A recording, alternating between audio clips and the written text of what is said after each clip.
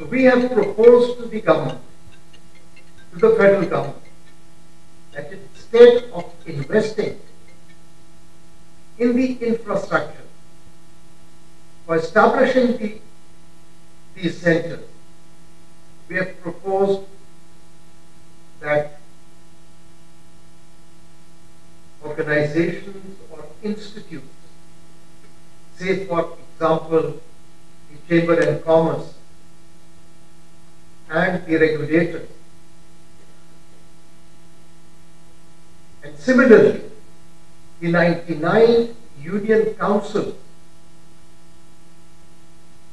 of the local government, they all be notified as ADR centers. I take pride in saying that we have two honorable judges here, Justice Miakul Hasan and Justice Sardar Saab. And I take pride because they are passionate about alternate dispute resolution. We have been trying to persuade the executive to expedite the establishment of this important branch, but it's so far has taken us almost 2 years. So the unreasonable delays, only a few months back, I had decided a case, and the suit was filed in 1972. I, as a Chief Justice, I cannot justify.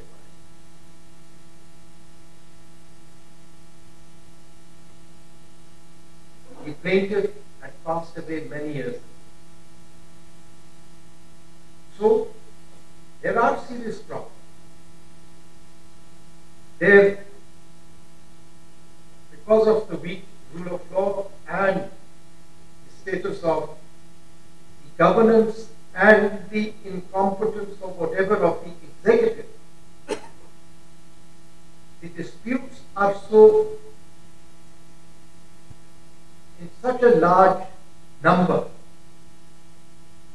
that you need many, many experienced judges to handle it.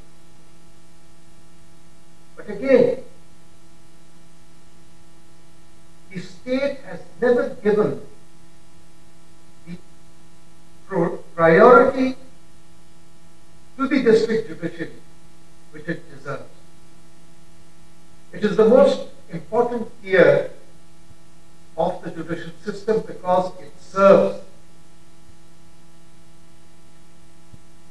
the people, and particularly those people who are a disadvantaged segment of the society. Now, we have no other option. But simultaneously, encouraging alternate dispute resolution and making it a primary source of resolving disputes is and ought to be a priority. As Mr. Amit Latif or Dr. Farooq referred to the 2017 law that was promulgated in the Islamabad capital territory. Though that was promulgated and enforced, but it has never been made operational. We have made endeavors, but red tapeism delayed making it operational. The judiciary does not have the purse, so we were dependent on the executive. The ADR centers had to be established. and trained mediators had to be appointed. We are not doing it alone. We are doing it. We have rather taken all the stakeholders on board. The executive, i.e. the federal government, the other stakeholders, and particularly our legal community, the lawyers. But the challenge,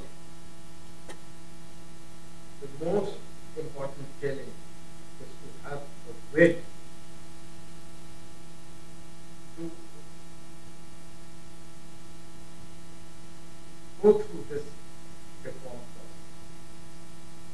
And again, I take this pride that Islamabad High Court and its honorable judges have that will, because we realize that we are answerable to the litigants, we are answerable to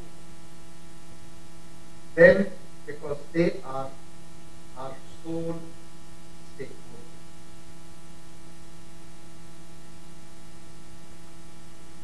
With these words,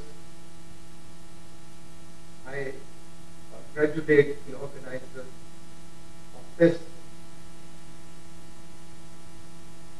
international conference, particularly Dr. Minullah, for organizing it, and I welcome all of you to come and join the Islamabad High Court's reform project to bring a change and to restore the people's confidence in the justice system.